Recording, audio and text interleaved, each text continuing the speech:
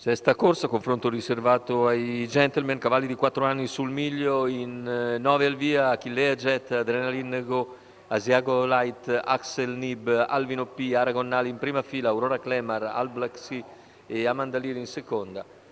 I favori per Aragon Nali in chiusura, Filippo Monti numero 6. Vediamo la partenza. La rottura di Alvino P, mentre Aragon Nal si lancia in avanti nei confronti di Axel Nib che lo contiene per il momento.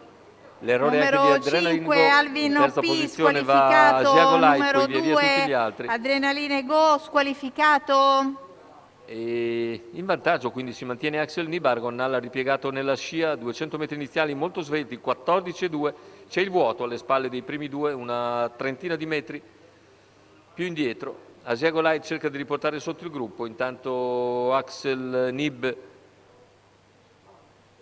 prova a moderare l'andatura, 30 comunque per i primi 400 di gara.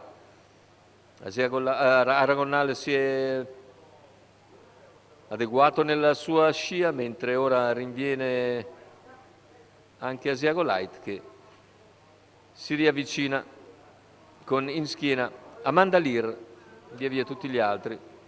Tanto i 600 in 46,5, secca stoppata in curva, 16,5 per Axel Nib.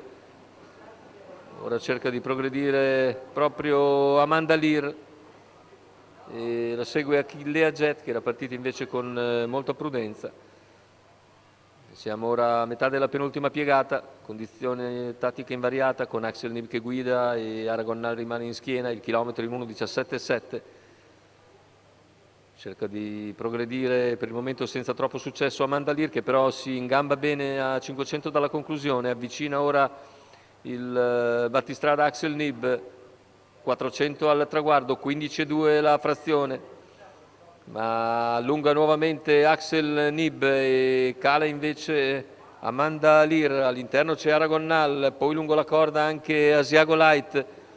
Il tentativo in terza ruota di Achillea Jet, retta d'arrivo con Aragon Nal che va deciso su Axel Nib. Aragon Nal in grado di passare ai 100 conclusivi.